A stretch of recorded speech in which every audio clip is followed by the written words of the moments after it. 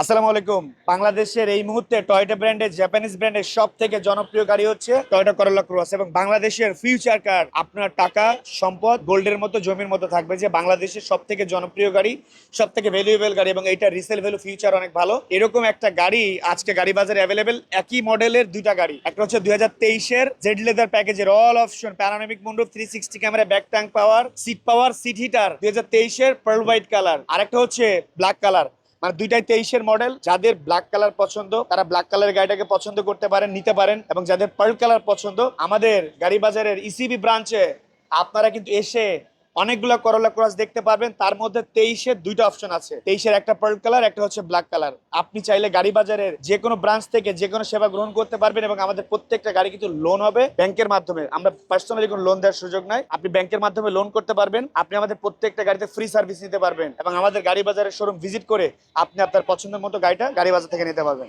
ভালো থাকবেন সবাই। আসসালামু আলাইকুম।